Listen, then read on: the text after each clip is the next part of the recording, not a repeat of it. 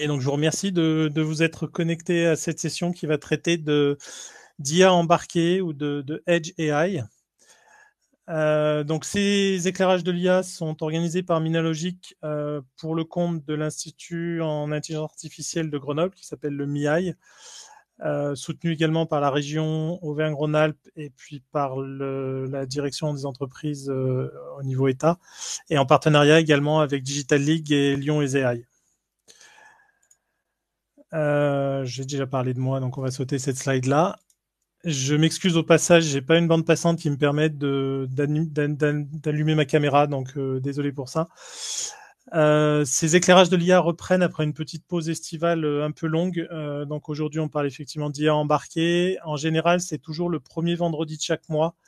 Le prochain sera dédié aux perceptions et interactions, plus particulièrement dans la robotique, et celui de décembre sur tous les aspects éthiques, juridiques, et notamment l'Europe est assez active d'un point de vue législation, donc on pourra discuter de ça. On n'a pas encore bâti le programme de l'année prochaine. Par contre, n'hésitez pas à nous contacter s'il y a des sujets qui vous tiennent à cœur et que vous voudriez qu'on couvre, que vous souhaitiez intervenir ou pas. Amenez-nous des sujets et ou des intervenants. Ces webinaires de l'IA sont enregistrés, donc ils seront disponibles dans quelques jours sur la playlist, sur le site web sur la chaîne YouTube de Minalogic. Donc je crois que c'est la 7e session, donc il y en a eu 6 avant. Donc n'hésitez pas, vous pouvez les revoir. Il y a des choses en général assez intéressantes qui s'y racontent. Et puis on a lancé également un portail qui s'appelle le MIA Innovation Quarterly Journal. Donc l'idée, c'est de recueillir là-bas des articles, des opinions ou des décryptages de la technologie intelligence artificielle pour pouvoir publier un journal et montrer le savoir-faire de la région un peu au-delà de Lyon, Grenoble, Clermont et Chambéry. Donc n'hésitez pas à contribuer. Tous les articles sont les bienvenus. Il n'y a pas réellement de format, il n'y a pas réellement de longueur. Venez y raconter ce que vous avez envie d'y raconter. Donc vous verrez, j'ai publié quelques petites choses qui sont sans aucune prétention. Donc voilà. Donc n'hésitez vraiment pas. C'est une bonne façon de partager vos interrogations ou vos connaissances par rapport à ces technologies-là. Tout ça pour le but de faire connaître nos savoir-faire et effectivement de faire en sorte que la technologie s'adopte de bonne manière. Donc n'hésitez vraiment pas. On a le plaisir aujourd'hui d'accueillir 2 intervenants. Donc Sébastien Gagelin qui est chez Hardis Group, il va vous expliquer ce que Hardis peut faire autour de l'IA et de l'IA embarquée. Et puis également Raphaël Frisch qui est CEO et fondateur de Hawaii Tech. Donc 2 illustrations de l'IA embarquée. Messieurs, si vous voulez peut-être remettre vos caméras. Bonjour Raphaël et Sébastien. Bonjour Sébastien. Bonjour à tous. Le format, donc on part sur une présentation de chacun d'entre vous d'une quinzaine, vingtaine de minutes. Pour les participants, le chat est à votre disposition, donc n'hésitez pas à poser des questions et on prendra des questions à l'issue de chaque présentation. Et je crois que c'est Sébastien qui démarre. Hop. Tout à fait. Merci beaucoup. Bonjour et bienvenue dans ce webinaire. Alors aujourd'hui, je vais vous parler de logistique, d'intelligence artificielle et de edge computing dans le contexte de solutions que nous proposons à nos clients chez Hardis Group. Alors, je vais quand même d'abord me présenter. Moi, je m'appelle Sébastien Gagelin, je suis en charge de l'offre Data Intelligence chez Hardis Group et je suis également Solution Architect. Donc Hardis Group, c'est une entreprise grenobloise qui est basée à Cessiné, Parisé, qui compte 1200 employés. On est à la fois éditeur de solutions pour la supply chain et une ESN traditionnelle qui propose des services autour de l'infrastructure, du conseil, de l'intégration de solutions, de solutions du marché. Et également, on propose du développement de solutions spécifiques. Donc, on est présent en France, en Espagne, aux Pays-Bas, en Pologne, et tout autour du globe à travers notre réseau de distributeurs qui distribue du coup notre solution de WMS Reflex.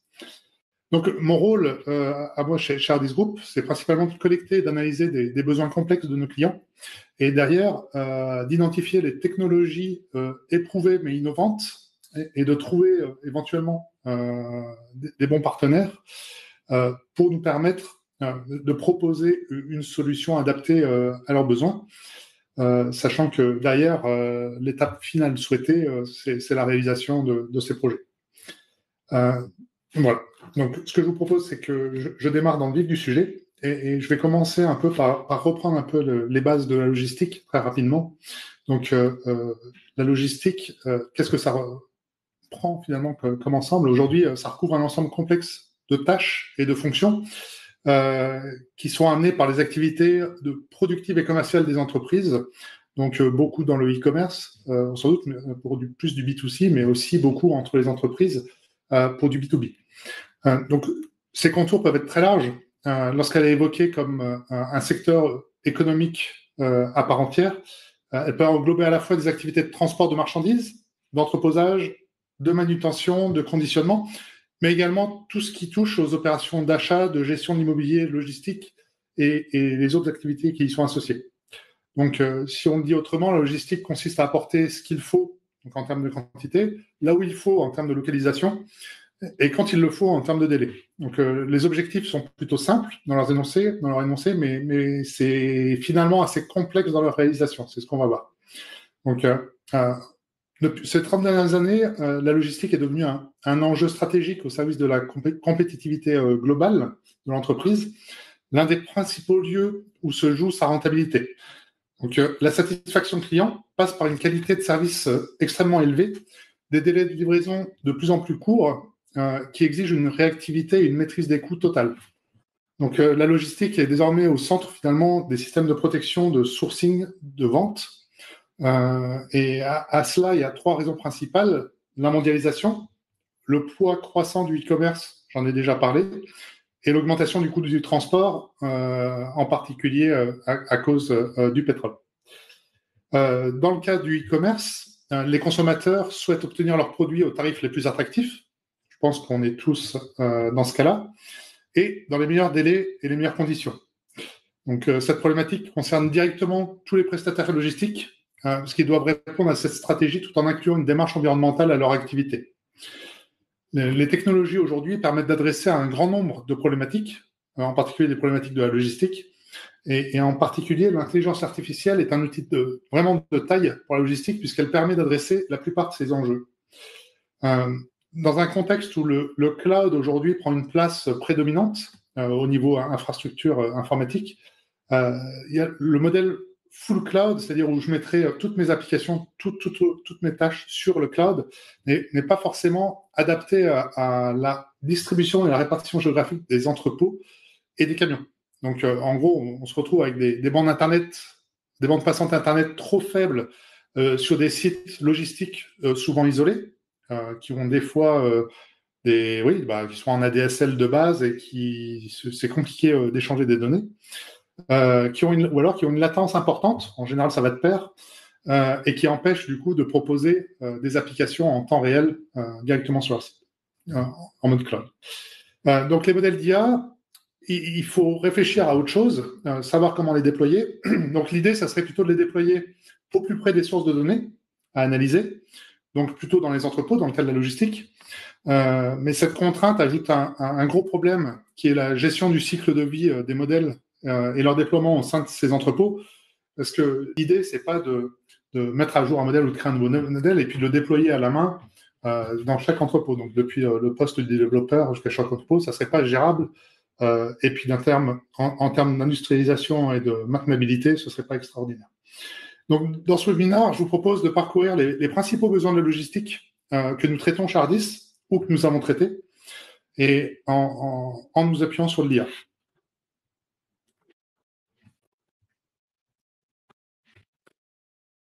Donc, revenons d'abord aux principaux enjeux dans la logistique aujourd'hui.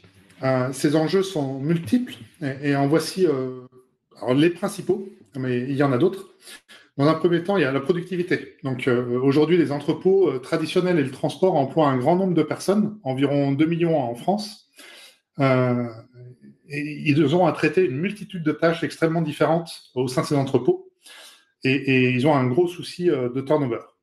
D'après l'INSEE, environ 37% des ouvriers dans la logistique ne sont pas qualifiés et travaillent dans des entrepôts. Donc, ils travaillent dans des entrepôts et ils ont souvent moins d'un an d'expérience. Donc, 37% de ces ouvriers ont moins d'un an d'expérience. Donc, en plus de ça, s'ajoute un phénomène de saisonnalité qui est du coup réglé en passant par des intérimaires, où là, c'est pareil, on va retrouver des problématiques de manque de connaissance des processus logistiques et du métier. Donc, ces personnes doivent être formées rapidement pour être opérationnelles le plus rapidement possible. Donc, toutes ces personnes avec peu d'expérience, finalement, vont être beaucoup plus susceptibles de faire des erreurs ou de mal appliquer un processus. Ce qui pose un vrai problème au sein de la logistique, au sein du contexte logistique. Ensuite, on a un enjeu de réactivité. Les logisticiens, ils doivent coordonner l'offre et la demande le plus rapidement possible. L'objectif, c'est de pouvoir rester concurrentiel, naturellement, mais en gardant en tête de ne pas altérer finalement la satisfaction des clients finaux. Ensuite, une problématique très forte et de plus en plus forte, c'est la capacité d'entreposage. Aujourd'hui, les surfaces de stockage peuvent coûter extrêmement cher en centre-ville, surtout dans les grandes villes, et ne coûtent pas forcément très cher dans les campagnes. Donc c'est pour ça qu'on voit de plus en plus grossir, des entrepôts logistiques se multiplier dans les larges périphéries des villes. En particulier autour de Lyon, on trouve de grandes zones de logistique, d'entrepôts logistiques. C'est parce que les terrains là-bas sont pas chers. Il faut limiter aussi au maximum les quantités entreposées pour réduire les coûts de stockage. En gros, plus on doit faire un entrepôt grand en termes de surface, plus ça coûte cher. Donc, moins on a de quantité à stocker, moins ça nous coûte cher. La gestion de l'entreposage, c'est aujourd'hui une question c'est vraiment de la distribution entre divers entrepôts en campagne, des entrepôts de taille moyenne plutôt en périphérie des grandes villes, des petits entrepôts en centre-ville, en général vraiment très petits, des magasins, et même de plus en plus, on se retrouve à avoir les camions qui transportent la marchandise faire partie de cet entreposage et être pris en compte dans la gestion des stocks. Donc finalement, il y a vraiment un besoin d'optimiser au mieux la quantité des produits qui est requise en prenant en compte tout ce contexte et ça rend ça donne des besoins assez complexes finalement à résoudre. Ensuite, on a un enjeu de flexibilité. L'année 2020 a appris à de nombreuses entreprises de logistique à s'adapter aux conditions changeantes avec le Covid. Donc, il est important que la chaîne d'approvisionnement devienne suffisamment flexible pour absorber les chocs plus ou moins importants qui surviennent. Donc, ça inclut les augmentations et diminutions soudaines de la demande. Le Covid était un excellent exemple pour ça. Il y en a beaucoup qui en ont souffert. Et des fois, il peut y avoir des obstacles imprévus, des ruptures de livraison, des problèmes d'indisponibilité au niveau des fournisseurs, etc. Voilà. Ensuite, on a un enjeu de qualité. Donc la qualité, principalement envers les clients, bien sûr. Donc la qualité de la livraison pèse sur la satisfaction client. L'objectif, c'est de livrer vite et bien. Si on prend notre propre cas de consommateur, lorsqu'un marchand en ligne nous propose une livraison sous 10 jours, on ne comprend pas trop pourquoi. Quand on regarde à côté sur Amazon, où le même produit, ils vont pouvoir nous livrer sous 2 jours, voire le lendemain, dans certains cas. Donc, ce qu'on se dit, c'est que ce marchand, il semble pas connaître notre besoin vital pour ce nouveau téléphone ou cette nouvelle télé que nous avons commandée. Mais voilà, aujourd'hui, c'est une réalité, c'est que tous, des fois, même sans s'en rendre compte, on a un besoin d'immédiateté extrêmement fort et ça impacte très lourdement la logistique. On s'en rend pas forcément compte. Ensuite, la partie retard, c'est-à-dire que les clients ne supportent plus quand un produit est livré en retard. Donc, lorsque notre colis Amazon, il arrive sous 2 jours alors que la livraison était garantie le lendemain, ça ne nous plaît pas vraiment. Et il y en a même beaucoup qui le font savoir par une appréciation négative au niveau de la livraison, par exemple. Ensuite, un enjeu au niveau de la durabilité. Donc, un enjeu déjà pris en compte plus récemment. Donc, la logistique durable, elle vise à réduire l'empreinte écologique de ces tâches, telles que les émissions de CO2 principalement, mais aussi la pollution sonore et les accidents de personnes. Donc, en ce sens, les prestataires logistiques doivent rechercher un équilibre entre la croissance financière d'un côté, la protection de l'environnement et la santé publique de l'autre. Le réchauffement de la planète affecte presque tous les aspects de la vie. On connaît tous les conséquences climatiques graves causées par les émissions de dioxyde de carbone. Et la Commission européenne a présenté une évaluation qui vise à augmenter l'objectif de réduction des émissions de CO2 d'ici 2030 de 40 à 55% par rapport au niveau de 1990. Donc la marche est gigantesque. Et il y a une entreprise qui s'appelle Nobili Partner, une société d'analyse de conseil, montre que l'année dernière, donc sur un ensemble de groupes polonais de 28 sociétés, ils ont produit 28 millions de mètres cubes de CO2, 28 millions de tonnes, pardon, de CO2, ce qui est gigantesque. Donc, cela montre vraiment que l'impact de l'industrie de la chaîne d'approvisionnement et donc de la logistique sur l'environnement et le climat. Et donc, aujourd'hui, il y a une vraie prise de conscience au niveau des logisticiens pour adresser ce sujet. Parce que les clients, aujourd'hui, oui, ils s'intéressent au prix, qui sont extrêmement concurrentiels sur la logistique. Tout le monde essaie de tirer les prix. Mais il y a en plus de ça un nouvel enjeu au niveau de l'écologie. Donc, afin de répondre à ces multiples enjeux, le responsable logistique, il va devoir optimiser tous ses équipements et ses processus et au sein de ses centres de distribution. Donc, pour ça, il faut commencer par l'automatisation des entrepôts de manière progressive. Donc, par automatisation, il faut commencer par mener son entrepôt donc vers cette automatisation. Et pour ça, c'est vraiment pouvoir répondre aux nombreux enjeux de la logistique de demain. Donc, gagner en productivité, en réactivité, etc. Ça, on l'a vu. En améliorant l'ergonomie des postes de travail et la gestion des flux. L'automatisation, s'appuie sur une technologie de plus en plus sophistiquée et fait passer les chaînes d'approvisionnement à un niveau vraiment autre. Au lieu de passer des heures sur des tâches répétitives, on a l'intelligence artificielle et d'autres technologies qui vont aider à répondre à la plupart des tâches de routine souvent pénibles. Donc, parmi les tendances de la chaîne d'approvisionnement sur 2021-2022, on peut citer une meilleure gestion des emballages, par exemple, des niveaux de productivité plus élevés grâce à l'automatisation, un traitement des commandes plus rapide et du coup, un meilleur service à la clientèle. Après, toujours sur la partie automatisation, on utilise de plus en plus dans les entrepôts des AGV, donc ce sont des véhicules à guidage automatique, pour le transport de marchandises dans les entrepôts, ça déleste d'autant le travail humain qui se retrouve à avoir des tâches moins pénibles à réaliser. Donc ça favorise finalement la mise en place de postes de travail ergonomiques et productifs au niveau des préparations et surtout des préparations de commandes plus précises et plus rapides. Et au niveau des AGV, donc il y a déjà de l'IA embarqué dessus, mais on peut y adjoindre une solution de computer vision additionnelle, plus externalisée, qui s'appuie sur des caméras de vidéosurveillance finalement, et qui permet de faciliter finalement le pilotage de leur mission. Donc ça les rend encore plus précis.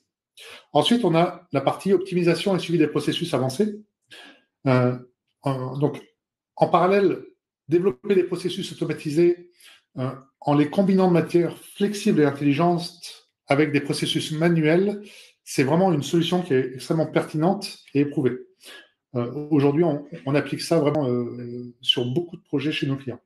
Donc, il s'agit d'adopter des bonnes pratiques qui permettront de générer des bénéfices notables partagés par l'ensemble du groupe, c'est-à-dire à la fois par l'entreprise et par tous les acteurs qui participent à sa chaîne logistique. Et pour cela, il est nécessaire de suivre un certain nombre d'étapes, notamment la mise en place d'outils adaptés. Donc, dans beaucoup d'entrepôts, en parlant d'outils, aujourd'hui, ils sont beaucoup équipés de solutions type WMS, Warehouse Management System, telle que la solution que Hardis Group édite, qui s'appelle Reflex, où son objectif, c'est de piloter tous les flux logistiques en entrepôt et de fournir, du coup, une vision en temps réel des stocks et de les ajuster au plus près des besoins du client, voilà, avec un objectif final qui est d'éviter les ruptures. On peut également trouver d'autres outils, comme les solutions de TMS, donc pour gérer le transport, les suivis de transport, les ERP pour la suivi des stocks, etc. Donc, ces outils permettent de suivre précisément l'exécution des différents processus et d'identifier les problèmes lorsqu'ils surviennent, sous réserve que les étapes de chacun de ces processus soient bien appliquées. Et c'est là le hic aujourd'hui. J'ai régulièrement des clients qui m'adressent des problématiques d'écart de stock dans leurs entrepôts, car les codes barres des palettes ou des cartons ne sont pas scannés lorsque les caristes ils arrivent pour faire la mise en stock ou faire une sortie de stock. Donc, soit ils oublient parce qu'ils voilà, ils pensent à autre chose, soit ils sont trop pressés et en gros, ça les embête de perdre les quelques secondes nécessaires pour le faire.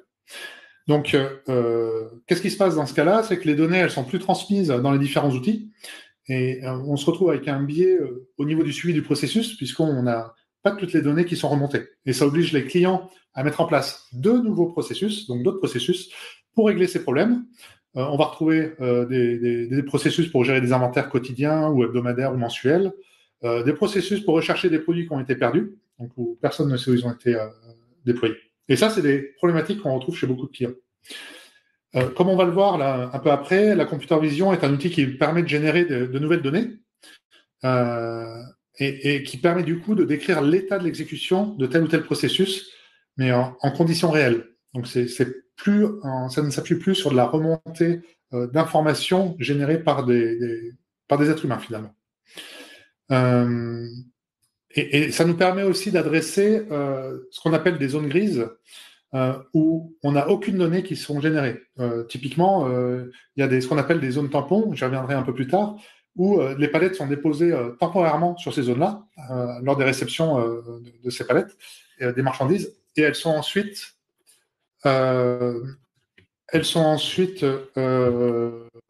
poussées, traitées pour être déployées. Ensuite, il y a la réduction de l'empreinte écologique. Ce besoin est aujourd'hui une évidence et pour tout le monde, clairement. Alors, on a une problématique. Excusez-moi, j'ai oublié. Donc, ce que je vous propose, c'est d'adresser plusieurs use cases très rapidement. Ici, c'était un besoin qu'on a adressé avec un client qui avait une problématique d'optimisation des chargements, où on a certaines palettes qui peuvent être empilées sur d'autres. Et le problème, c'est que certaines palettes ne doivent pas être à pouvoir de poids au-dessus d'elles. Donc, il y a un risque d'effondrement. Et donc, on a proposé une solution qui permet d'éviter que ces accidents arrivent en termes de sécurité à la personne. Ça permet aussi de valider que tout se passe bien au niveau du chargement, c'est-à-dire que toutes les palettes sont bien chargées dans les bons camions. Donc ça évite aussi des problèmes en termes d'écologie, puisque si on doit mettre en place de nouveaux transports, ça va faire du gaz carbonique en plus.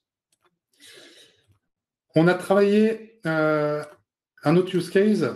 On a travaillé avec un client local sur l'île d'Abo, qui est Schneider Electric, pour lequel on a réalisé une solution complète pour un entrepôt situé à l'île d'Abo. Donc le client a un entrepôt avec des zones tampons où sont stockées temporairement les palettes qui sont réceptionnées, et ces palettes doivent ensuite être acheminées soit directement dans le quai d'expédition pour envoi à un client, soit dans un espace de stockage vertical pour entreposage. Donc on appelle ça dans ces espaces-là, il y a des zones qui sont dites fast track, où il y a des palettes qui sont déposées temporairement là et qui doivent être traitées extrêmement rapidement, sous moins de 2 heures, sous peine de prendre du retard sur la livraison et d'avoir des pénalités. Donc, on a développé une solution basée sur la computer vision pour identifier la présence de palettes sur les emplacements, calculer leur durée d'entreposage et remonter ces informations au cariste sur un écran de télévision dans l'entrepôt. Donc, les palettes sont affichées sur l'écran que vous voyez, avec un code couleur, rouge si c'est supérieur à 2 heures, et donc s'il y a vraiment du retard, orange si c'est supérieur à 1 heure, et vert si c'est inférieur à 1 heure. Donc là, on a déployé un réseau de caméras fixes pour surveiller toutes ces zones et capturer les flux vidéo. Donc à partir de ces flux vidéo, on va exposer un modèle de computer vision qui va analyser ces flux vidéo et restituer les indicateurs finalement ressortants. Donc en déployant cette solution, ça nous a permis de faire passer le traitement moyen d'une palette de 1h45 à moins de 20 minutes. Donc ce qui était extrêmement satisfaisant pour le client. Je vais accélérer un peu. Je suis désolé. Là, actuellement, nous sommes en cours du développement d'une V2 qui permet de configurer chaque allée et voilà, pour définir les dispositions de chaque allée, définir le type d'objet que l'on veut reconnaître. Est-ce que c'est des palettes? Est-ce que c'est des êtres humains? Est-ce que c'est des transpalettes?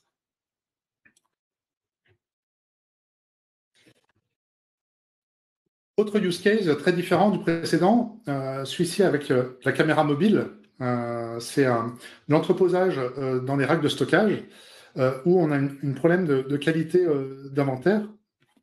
Donc, en gros, pardon, pas de qualité d'inventaire, de qualité d'entreposage. Donc, ce sont les palettes ou les colis qui sont mal positionnés sur les racks. Et du coup, il y a un risque que la palette tombe. Et donc, là encore, on retombe sur une problématique de sécurité de la personne. Donc, chez Hardis Group, on fabrique on passe avec un partenaire qui s'appelle Squadron, et on a conçu un drone qui fait des inventaires en temps réel au niveau des entrepôts. Alors, ce drone a besoin d'un être humain parce qu'on n'a pas le droit de faire voler des drones en intérieur de façon autonome. Et donc, il y a l'être humain qui est là pour sécuriser les différentes zones sur lesquelles le drone va intervenir. Et donc, nous, on récupère les images, le flux vidéo, et on analyse la qualité d'entreposage dans ces entrepôts. Un autre use case que l'on est en train de traiter actuellement avec un POC, c'est l'inventaire d'emplacement vide. Donc là, c'est une problématique un peu différente, c'est que notre client, ses inventaires sont faux, en gros. Donc ses stocks sont faux. Et il tombe régulièrement en rupture de stock. Donc lui, ce qu'il veut, c'est qu'on détecte les zones où il n'y a plus de palettes ou de cartons et qu'on recroise ça avec ce qu'il y a de défini, les informations qui sont dans le RP, et qu'on remonte, qu'on mette des alertes lorsqu'il y a un écart. Donc, pour faire ça, on est en train de concevoir une sorte de palette auto-inventoriste, où l'idée, c'est qu'on met dessus des caméras, des lecteurs code barre. On a un transpalette ou un AGV qui va prendre cette palette, c'est au format palette, et qui va naviguer dans les allées. Donc nous, on va filmer, on va analyser le flux vidéo, on va scanner les codes barres des palettes pour les identifier, et s'il y en a, et des emplacements surtout, pour savoir où il manque des palettes ou des cartons dans ces endroits.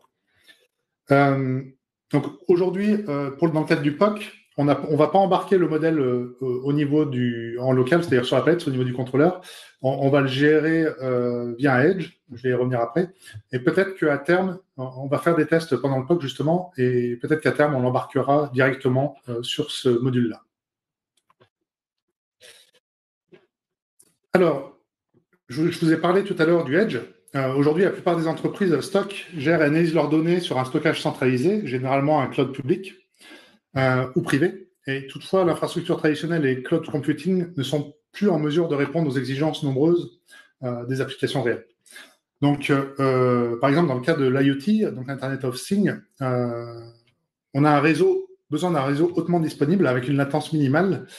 Et aujourd'hui, avec le cloud, on ne peut pas y répondre. Donc, le edge computing est là pour ça. On va déployer des serveurs sur les sites locaux au plus près des différents devices, donc des différents IoT. Ça peut être des caméras, ça peut être tout ce qu'on veut. Et on va traiter localement, donc collecter les données et les traiter de façon locale et envoyer uniquement les informations importantes vers l'application centralisée sur le cloud. Donc l'intérêt de ce modèle d'architecture est triple, puisqu'il permet de réduire la bande passante Internet et donc les coûts. Donc la bande passante, je parle bien entre l'infrastructure locale, donc par exemple les entrepôts, et le cloud. Ça va permettre aussi de réduire la latence, donc les temps de réponse, et de permettre d'avoir des applications locales simples, finalement, pouvant fonctionner en mode déconnecté, ce qui garantit un traitement continu des données, mais avec toujours la possibilité de centraliser ces données au niveau du cloud. Ensuite, donc, voici l'architecture type de nos solutions qui sont basées sur du Edge.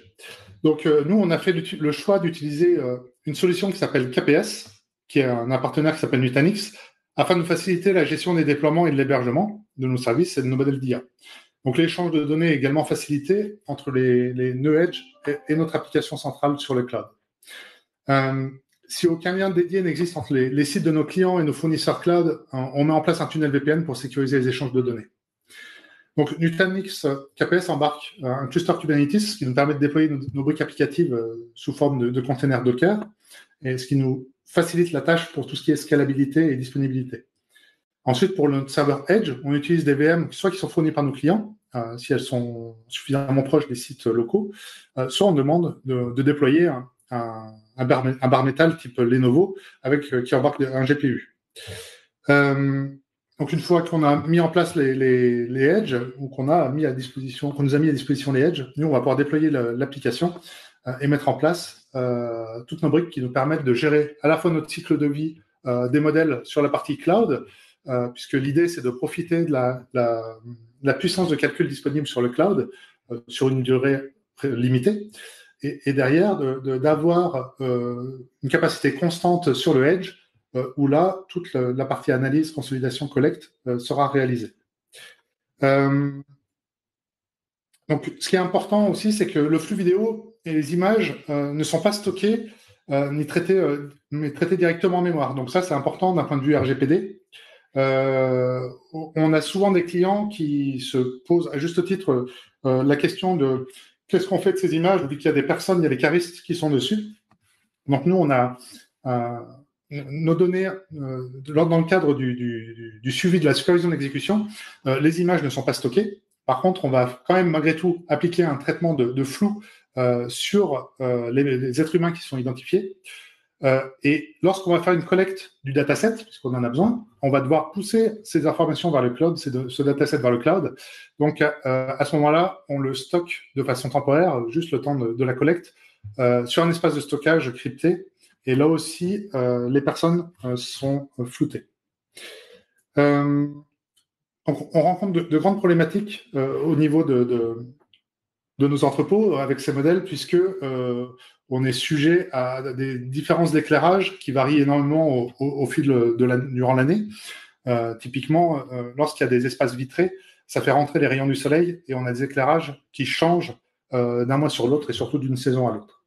Donc, c'est pour ça qu'on a un besoin de réentraîner durant, on va dire, la première année, le modèle à intervalles réguliers.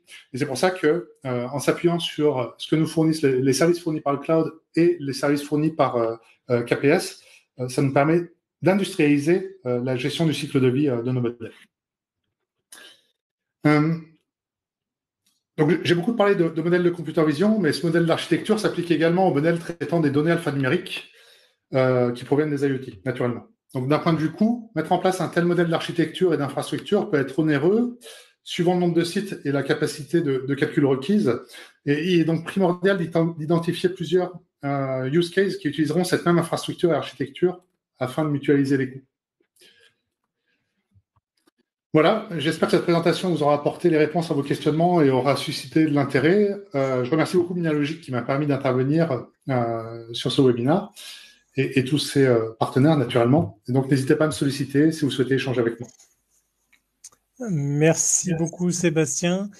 Vous avez un peu débordé du temps, donc j'ai peur qu'on n'ait pas forcément le temps pour... Non, il n'y a pas de souci. Pour prendre des questions, parce que en plus, on ne l'a pas forcément eu dans le chat. Donc, effectivement, encore une fois, on diffusera la vidéo, donc vos coordonnées en feront partie. Mais en tout cas, merci pour ces use cases très intéressants. Je vais passer la parole, du coup, à Raphaël. Voilà, pour une présentation un peu plus technique, du coup. Raphaël, à toi. Parfait. Tout le monde m'entend, j'imagine. En tout cas, merci beaucoup à Minalogic et à MIAI de proposer cette session. Merci donc pour l'accueil et merci à vous aussi derrière vos écrans qui nous écoutez. Je suis Raphaël Frisch, cofondateur et président de la société Awaytech. Pour ceux qui ne connaissent pas, Awaytech, c'est une start-up issue de nombreux travaux de recherche qui ont été menés au CNRS et à l'INRIA et qui a été fondée du coup en février 2019, basée à Grenoble. Donc, Hawaii, la raison pourquoi je suis là aujourd'hui, c'est tout simple, c'est que en fait, la session s'appelle Hardware for AI notamment, donc c'est notre nom en fait. Le Hawaii, c'est pour Hardware for AI. Et donc ma présentation va se départager en deux grandes parties. J'aimerais bien un peu parler sur plus un peu le AI qu'on adresse nous à Awaytech, et puis je viendrai sur une deuxième partie où on parlera un peu plus de hardware. Donc, l'IA qu'on adresse aujourd'hui, alors aujourd'hui on utilise des réseaux de neurones, sauf que il y a clairement un souci, et quand on interroge les experts de l'IA aujourd'hui, l'explicabilité, donc le fait de pouvoir expliquer ou justifier une décision qui a été prise par le système, c'est quelque chose qui manque aujourd'hui avec les réseaux de neurones. Et donc, c'est pour cela que à Whitech, on travaille sur une IA un peu différente qui adresse ces problèmes. Donc, nous travaillons sur l'IA de demain, la 3e génération d'IA.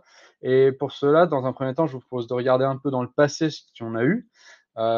Alors, en fait, il y a 50 ans, on a eu les premiers systèmes intelligents avec les systèmes experts basés sur les modèles logiques. Sont arrivés il y a 20 ans environ les réseaux de neurones basés sur les modèles statistiques. Et aujourd'hui, il y a ce problème d'explicabilité, mais aussi la quantité de données nécessaires pour faire l'apprentissage avec les réseaux de neurones qui est tout simplement pas du tout justifié. Et donc, c'est pour cela qu'il y a toute une communauté qui est en train de se mettre en place pour trouver un nouveau type de modèle d'IA.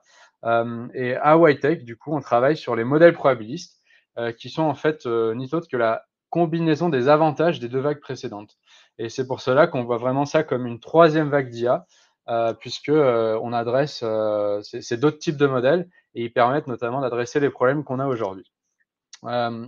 Donc, les modèles probabilistes, eux, permettent d'être explicables. Donc, j'en ai déjà parlé tout à l'heure. C'est le fait de pouvoir justifier une décision qui a été prise par le système. Ils permettent aussi une gestion de l'incertitude très efficace, puisque dès qu'on est sur des phénomènes avec beaucoup d'incertitudes, avec des signaux faibles, il faut pouvoir gérer cette incertitude, notamment qui est liée notamment peut-être à des capteurs que j'ai dans mon système. Et donc, la gestion de l'incertitude est un enjeu clé. Et donc, l'incertitude n'est ni autre qu'une probabilité qui est du coup le cœur des données dans nos modèles. Et le 3e point des modèles probabilistes, c'est le côté frugal. Donc, c'est la quantité de données nécessaires pour l'apprentissage qui est beaucoup plus faible, mais aussi l'énergie, donc les ressources énergétiques nécessaires pour l'exécution de ces modèles. Et donc là, on rencontre vraiment une IA frugale. Donc le côté explicable, aujourd'hui, il est clairement identifié. Il y a énormément de gens qui cherchent à... Alors, il y a 2 approches. Soit on essaye de rajouter de l'explicabilité au réseau de neurones, ou soit on essaye vraiment d'explorer d'autres types de modèles. Et donc, c'est ce qu'on fait, nous, avec les modèles probabilistes à Whitech. Ce besoin d'explicabilité, il est même qualifié de vital en fonction de qui on écoute. Et donc, c'est pour cela que le terme de cette nouvelle vague d'IA se dessine à l'horizon. Et puis, le terme de 3e vague, il vient pas que de chez nous, puisque Intel voit aussi le probabilistic computing comme la prochaine grande vague de l'IA. Et ils ont lancé un projet académique, notamment sur ce sujet en 2018. Et pour rester aux États-Unis, puisqu'il faut toujours un peu regarder ce qui se passe en dehors de l'Europe notamment, la DARPA, elle, voit également 3 vagues d'IA, avec une 3e vague, eux, qu'ils qualifient de contextual adaptation. Donc les modèles probabilistes, ils ont été présents durant de nombreuses années. Juste pour illustrer la communauté, ici vous voyez un graphe avec le nombre de langages de programmation probabiliste qui sont développés, proposés dans la communauté. Et on voit que clairement, aujourd'hui, on a plus de 50 différents langages de programmation probabiliste qui ont été développés. Et il y a notamment des entreprises comme Google avec TensorFlow Probability, Uber qui fait des véhicules autonomes qui du coup a développé Pyro, mais aussi Facebook avec un langage qui s'appelle Bean Machine. Donc on voit clairement que les grandes entreprises sont sur le sujet et que voilà, il y a de plus en plus de dynamique autour de ce sujet. Donc vous allez me dire, les modèles probabilistes, c'est bien, mais qu'est-ce qu'on fait avec? Je vous cite quelques exemples ici qu'on a pu traiter, notamment, il y a la société ProBias qui travaille sur les modèles probabilistes, une société qui a été rachetée par le groupe La Poste en 2016. Et donc, les modèles probabilistes montrent qu'on peut adresser un grand nombre d'applications. Vous voyez ici la logistique, la maintenance prédictive, tout ce qui est ADAS, mais aussi la finance et aussi le monde de la défense. Sauf que quand il s'agit d'exécuter ces modèles probabilistes, nous avons clairement un problème qui est lié au hardware que nous avons à disposition aujourd'hui. Et c'est là que je vais tout doucement arriver à ma 2e partie de la présentation, qui va plus porter sur le hardware pour l'IA. Et donc, aujourd'hui, nous avons le hardware qui est à notre disposition, qui n'est pas efficace et pas optimisé pour l'IA probabiliste. Et c'est pour cela que, comme on a vu dans le passé, notamment certaines entreprises et certaines architectures de calcul qui ont permis de pousser les vagues d'IA précédentes, Je pense au GPU qui a permis, il y a 20 ans, au réseau de neurones de décoller et de les emporter et de les emmener où ils en sont aujourd'hui. Et ben, Awaitek propose le hardware pour l'IA probabiliste qui est l'IA de demain. Et c'est exactement notre raison d'être, notre mission, c'est de pousser cette IA probabiliste grâce à du hardware, des accélérateurs hardware, une IA probabiliste qui répond aux besoins d'IA frugale, d'IA explicable, d'IA digne de confiance. Et donc, c'est pour cela que nous, à Awaitek, nous travaillons sur toute la chaîne de valeur et notamment sur les briques clés dans le hardware qui vont pouvoir avoir un impact significatif sur l'exécution globale de nos modèles. Alors aujourd'hui à Awaitek, on a une première architecture de calcul qui tourne sur une application bien précise et qui tourne sur un FPGA. Alors pour ceux qui ne sont pas familiers du monde de la microélectronique, le FPGA, c'est un circuit reconfigurable qui permet d'émuler une architecture de calcul, de simuler une architecture de calcul. Et donc, nous, on va pouvoir le programmer pour que cet FPGA, il exécute, il simule, émule en fait, notre architecture de calcul. Et notre architecture de calcul aujourd'hui, elle est dédiée à un problème bien précis qui sont les systèmes de recommandation. Donc les systèmes de recommandation, c'est tous les modèles, les systèmes qui vont vous recommander votre prochain film, que ce soit sur Netflix, sur Facebook, Netflix, YouTube, pardon, mais aussi votre prochain aspirateur sur Amazon. Tout ça, c'est le même modèle, le même système, c'est des systèmes de recommandation. Et donc, il y a une énorme communauté là-dessus, une communauté basée sur des approches plus de deep learning, de modèles probabilistes, de réseaux de neurones. Et il y a aussi beaucoup d'efforts qui ont été faits au niveau des modèles probabilistes. Et ce qui a été démontré par Google, notamment dans un papier, c'est que les modèles probabilistes sont tout à fait à l'état de l'art, pour certains même plus puissants que les systèmes de recommandation basés sur les réseaux de neurones. Et donc, l'architecture de calcul que nous avons développée pour cette application, aujourd'hui tourne sur FPGA. Et ce que nous avons pu démontrer, c'est qu'on est plus efficace qu'un GPU. Donc, on est beaucoup mieux que si on avait exécuté ce modèle sur un GPU, donc sur une carte graphique. Et donc là, avec la parallélisation de notre architecture, on vise un x40 en termes d'efficacité énergétique. Donc, c'est la rapidité de calcul tout en consommant moins d'énergie. Bien sûr, nous sommes une entreprise de hardware, donc nous avons vocation à plus long terme d'aller sur du hardware, donc de faire des puces ASIC, des chips. Et donc, c'est ce que nous allons chercher d'ici 5 ans. Le but sera de passer à l'ASIC, notamment pour gagner encore plus en termes de performance énergétique. Alors, vous allez me dire, le quantum computing et tout ça, comment ça se place? C'est du hardware aussi. Alors oui, le quantum computing, c'est du hardware. Cependant, c'est plus de la physique aujourd'hui, j'ai envie de dire, à ce stade de maturité. Et donc, on regarde ça de près puisque c'est des technologies qui sont très intéressantes, mais qui seront plus intéressantes pour nous, plus à du long terme. Et donc, il y a d'autres technologies comme par exemple la spitronique, qui seront pour nous des technologies clés à intégrer dans nos circuits dès qu'elles seront plus matures. Donc cette puce que vous voyez ici à l'écran, qu'est-ce qu'on va en faire? Eh bien tout simplement, on va pouvoir l'intégrer sur différentes gammes de produits. On va pouvoir faire un petit produit, donc un petit device, une petite carte qui permettra d'adresser des problèmes, on va dire, assez simples. Si on veut gagner en termes de performance de calcul, on va pouvoir aussi faire une petite matrice de ces cœurs de calcul. Et bien sûr, on peut faire une grande matrice de cœur de calcul pour des applications très gourmandes en termes de puissance de calcul. On voit ici à l'écran clairement deux grands mondes qui se dessinent. Il y a le monde du edge computing, donc de l'embarqué, et le monde du cloud avec le data center. Donc, le edge computing, c'est quoi exactement? Nous, la définition est assez simple et je suis désolé, la slide n'est pas passée à l'écran. Vous voyez ici la pyramide des architectures de calcul, si on veut. Et donc, tout en bas, il y a l'IoT et tout en haut, il y a le cloud avec le data center. Et donc, le edge, pour nous, c'est tout ce qu'il y a entre l'IoT et le cloud. Et c'est là qu'on va pouvoir proposer nos architectures de calcul qui auront du coup un impact, puisque c'est des applications, des endroits où nous avons un besoin local de puissance de calcul. Et donc, souvent, c'est lié à un problème de latence de réseau, de confidentialité de données, mais aussi de bande passante. Et donc, c'est pour cela qu'il faut avoir des architectures qui permettent d'exécuter l'IA localement. Et donc, avec nos architectures, on va pouvoir adresser ces applications de edge computing. Alors aujourd'hui, il n'est pas possible de faire de l'apprentissage at the edge. Tout l'apprentissage se fait dans le cloud. Et ça, c'est un problème. Ce schéma est viable aujourd'hui. Mais demain, nous allons avoir une explosion des données. Et donc, il va falloir avoir des architectures de calcul, mais aussi des modèles qui permettent non seulement de faire de l'inférence efficace et optimisée at the edge, mais aussi d'ajouter des capacités d'apprentissage dans l'embarqué. Et donc, c'est exactement là que nous intervenons avec Avoitech, puisque les modèles probabilistes permettront du coup de proposer des architectures de calcul et de faire de l'IA, de l'apprentissage at the edge.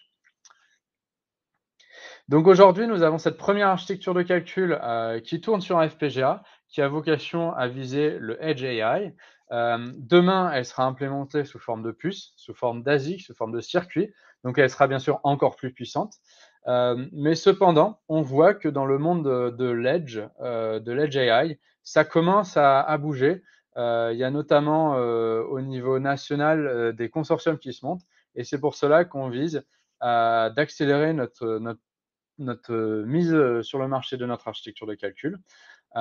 Et donc, le but pour nous, c'est de proposer mi-2023 un produit que vous pouvez facilement prendre en main, qui vous permet d'exécuter l'IA probabiliste at the edge, et donc que vous pouvez programmer et adresser dans vos applications. Donc c'est pour cela que c'est aussi, j'en profite un petit peu de cette opportunité. Si vous avez des cas d'usage sur lesquels vous souhaitez travailler, sur lesquels avec les réseaux de neurones vous n'arrivez pas trop à avoir des solutions performantes, et bien souvent c'est parce que vous n'avez pas assez de données pour l'apprentissage ou vous avez beaucoup d'incertitudes. Et donc n'hésitez pas à nous contacter puisque avec les modèles probabilistes on va pouvoir adresser ces problèmes et on va pouvoir aller plus loin même avec le côté hardware que nous vous proposons. Donc vous allez me dire, le Edge AI, ah non, c'est loin, ça ne me concerne pas. Juste quelques chiffres ici pour vous montrer que c'est très pertinent et c'est en fait demain. Alors aujourd'hui, juste un chiffre assez significatif, l'inférence chez Amazon, donc comprend toute leur infrastructure qui exécute de l'IA, et ben 90% fait de l'inférence. Donc, c'est de l'inférence qu'on aurait pu faire at the edge et qu'on n'aurait pas obligatoirement dû monter jusqu'au data center, faire transiter par des réseaux. Il y a notamment les données. Aujourd'hui, elles sont générées, alors en 2018, à 90% dans le data center. On déploie de plus en plus de capteurs. Donc, on a de plus en plus de données at the edge. D'ici 2025, c'est 3/4 des données qui seront créées at the edge. Et donc, il va falloir vraiment les traiter localement. Au niveau du hardware aussi, on évolue. Le hardware pour l'IA dédié pour le Edge en 2017, ça représentait presque rien, moins d'1%. Mais en 2025, on vise les prédictions montrent que un quart des architectures pour l'IA seront des architectures pour le Edge AI. Et donc là, on voit encore un réel besoin. Et un chiffre assez marquant, c'est les unités prévues d'ici 2026 pour le Edge AI. On est vraiment sur un grand nombre d'unités qui seront déployées. Et donc, clairement, un besoin à ce niveau-là d'innover, de faire de nouvelles architectures de calcul pour pouvoir adresser ce marché. Alors, pour revenir un peu à l'IA que nous traitons, aujourd'hui, si je veux faire de l'IA probabiliste, qu'est-ce que je fais? Quel hardware avons-nous aujourd'hui? Je vous ai dit, il n'est pas très efficace. Eh bien, la raison, c'est qu'aujourd'hui, si je veux exécuter des modèles d'IA probabilistes sur plus, on va dire, plus des applications cloud, donc dans le data center, eh ben, la seule solution que j'ai, c'est de reprendre les architectures de calcul disponibles aujourd'hui, ça va être des cartes graphiques, ça va être des graphes Core IPU, ça va être du TPU de Google. C'est des architectures de calcul qui sont optimisées pour le deep learning, mais qui ne sont pas très efficaces quand il s'agit d'exécuter des modèles d'IA probabilistes. Si je vais dans le monde de l'embarqué, aujourd'hui, tout le monde de l'embarqué est optimisé pour faire de l'inférence. C'est parce qu'avec les réseaux de neurones, tout l'apprentissage se fait sur le data center. Dès que je suis dans l'embarqué, je dois juste entre guillemets, faire de l'inférence. Et donc, c'est pour cela que les cartes sont aujourd'hui massivement parallèles, ont des accélérateurs neuronaux qui sont déployés. Et donc, là non plus, il n'y a pas vraiment d'architecture de calcul pour l'IA probabiliste. Donc, c'est exactement là qu'on va pouvoir intervenir avec Awaytech, puisqu'on va proposer de l'IA probabiliste at the edge, l'IA explicable, l'IA digne de confiance qui répond aux problématiques de l'industrie d'aujourd'hui. Et donc, c'est ce que nous faisons. Donc, en résumé, nous travaillons donc sur la prochaine génération d'IA qui sera basée sur le raisonnement probabiliste. Elle permet d'être explicable, elle permet aussi d'être frugale. Là, on va vraiment vers une IA digne de confiance. Et puis, pour pousser cette IA, au niveau logiciel, aujourd'hui, la communauté est déjà très importante. Cependant, le hardware est vraiment le problème. Et donc, c'est pour cela que nous développons à Awaytech le hardware pour l'IA de demain, le hardware pour, dans un premier temps, qui adressera le Edge AI, puisque c'est là qu'il y a le marché qui a le plus besoin d'IA explicable. Et donc, on est aujourd'hui sur une solution, on va dire française. On est très fiers de cela. On voit qu'il y a toute une dynamique qui se met en place autour de l'hardware au niveau, alors aussi au niveau de l'IA probabiliste, l'IA digne de confiance. Je ne sais pas si vous avez vu passer en juillet le lancement du consortium Confiance AI. Clairement, l'IA digne de confiance est un enjeu majeur aujourd'hui. Ce qui est très intéressant de voir aussi, c'est que tout doucement, l'Europe s'active quand il s'agit de traiter les sujets de hardware, de microélectronique, avec le European Chip Act qui est annoncé. Donc on voit là vraiment une dynamique qui se met en place pour faire une nouvelle IA, pour faire du hardware en Europe, made in Europe. Et donc c'est vraiment là-dessus qu'on va avec Awaytech. D'après nous, c'est vraiment que là, c'est là qu'il faut aller, en tout cas quand il s'agit de traiter des applications d'IA embarquées. Donc, je vous remercie pour votre attention. Je suis à la fin de la présentation et je suis disponible pour vos questions. Et merci encore à Minologic et à MIAI d'avoir l'opportunité aujourd'hui de vous présenter Awaytech. Merci à toi, Raphaël, pour cette belle présentation. Je vois pas de questions dans le chat, donc je redis aux participants que vous pouvez poser des questions. En attendant qu'elles arrivent, j'en avais une. On a compris qu'effectivement, Awaytech, c'était une alternative future à Intel et Nvidia. Et Intel et Nvidia, ils y vont pas sur ces architectures-là?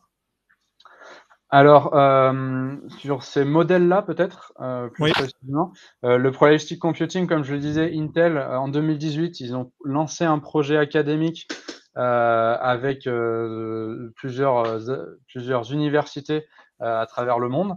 Il y a des travaux qui sont faits. Cependant, c'est un état à l'étape académique, donc c'est plus de la recherche à ce stade. D'accord. Pour Nvidia, par exemple, ils font beaucoup d'embarqués. Il y a les cartes Nvidia Jetson. C'est des architectures de calcul qui sont très performantes quand il s'agit d'exécuter les réseaux de neurones. Mais ce qu'on voit chez nous, c'est que en développant un peu, en mettant de la matière grise sur certaines briques qui sont clés pour nous dans l'exécution des modèles probabilistes, on peut avoir un impact significatif sur l'exécution globale. Et donc, ces briques, il faut les implémenter. On ne peut pas les exécuter sur des GPU. Et c'est pour ça qu'aujourd'hui, on est sur des FPGA. Merci beaucoup. Je vois quelques questions qui sont posées dans le chat. Donc, la première, c'est est-ce que vous avez déjà identifié des use cases où clairement une approche probabiliste surpasse les réseaux de neurones traditionnels? Oui, alors j'ai tout à l'heure montré quelques use cases qu'on a pu traiter dans le passé. ce qu'on voit, c'est qu'il y a différents points qu'on va pouvoir adresser. Merci. Il y a différents points qu'on va pouvoir adresser dans différents cas. Il y a le problème d'explicabilité, donc d'avoir une IA digne de confiance. Ça, c'est tout le monde qui va être dans la défense, dans le transport, mais aussi de plus en plus la maintenance prédictive. Je dois passer des certifications pour déployer mes systèmes. Et je pense notamment au monde de la finance et de la pharmaceutique.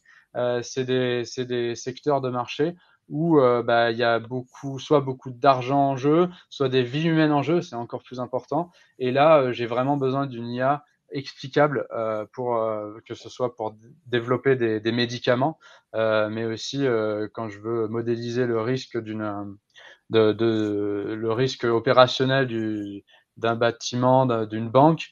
Tout ça, c'est vraiment c'est des secteurs clés.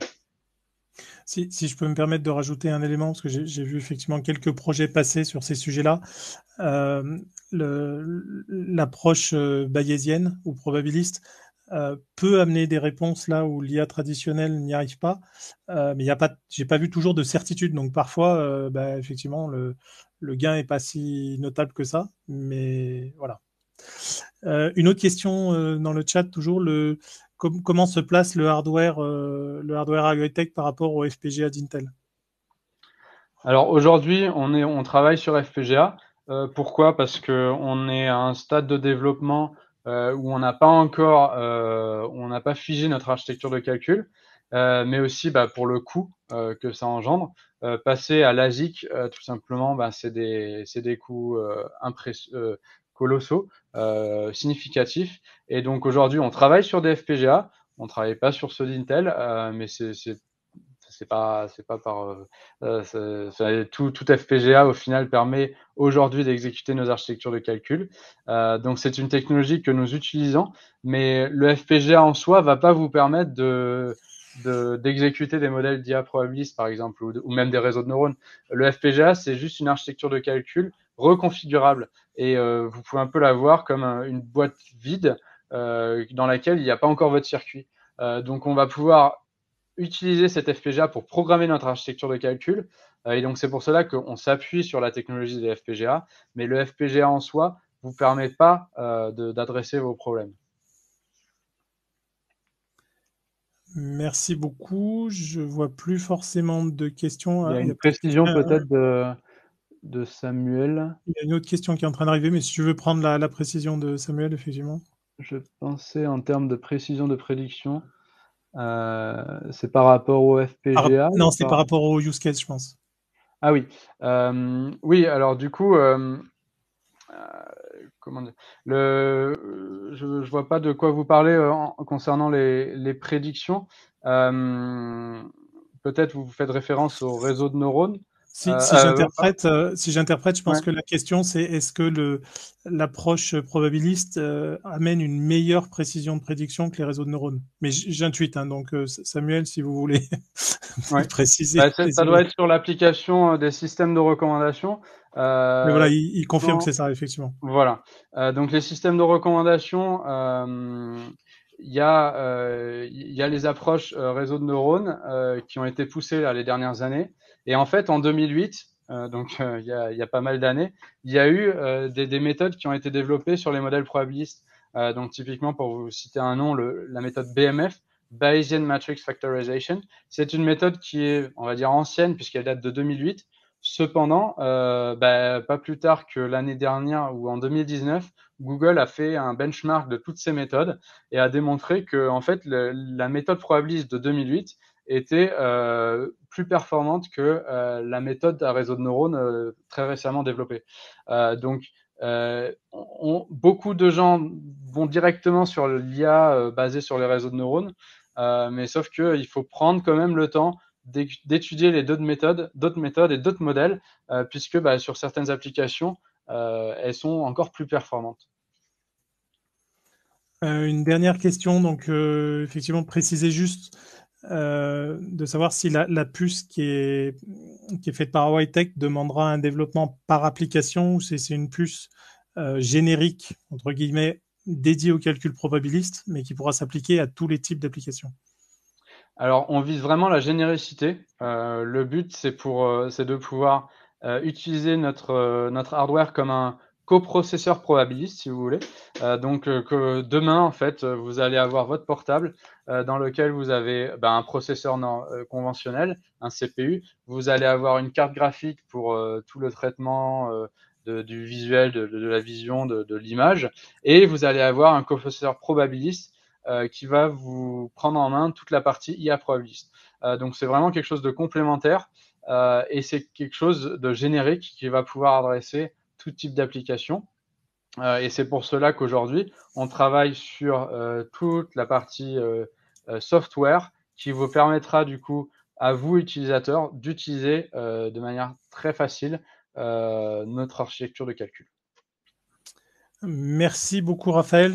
Malheureusement, le temps tourne. Donc, on a bien retenu en fait ton appel. Hein. Tu cherches des use cases, éventuellement du business aussi, éventuellement des investisseurs. Donc, s'il y a des gens parmi présents aujourd'hui ou qui vont voir le replay, n'hésitez surtout pas à contacter Raphaël. Hein. Je pense qu'il nous accueillera avec grand plaisir. Tout à fait. Mon contact est sur la slide. Donc, oui, c'est pareil. Hein, je la remets brièvement, mais voilà, vous retrouverez tout ça dans le replay et puis dans le message qu'on va transmettre à la fin de la session. Je conclus juste la session en vous remerciant tous les deux. Hein, merci beaucoup. C'est deux présentations très différentes, mais très éclairantes, à la fois sur les use cases, puis à la fois sur un peu ce qu'il y a sous le capot, ou ce qu'il y aura bientôt sous le capot. Et puis, je vous rappelle juste les deux prochains rendez-vous. Donc, perception interaction, qui est un autre challenge de l'IA autour de la robotique. Et puis également les aspects éthiques, juridiques. Faut-il encadrer ou faut-il ne pas encadrer l'IA? Comment il y a un projet, effectivement. Enfin, il y a des projets de loi qui sortent côté européen. Donc, on va essayer de décrypter ça et puis de se faire un avis dans les prochaines sessions. Je vous remercie beaucoup. Très, très bonne journée et très bon week-end également.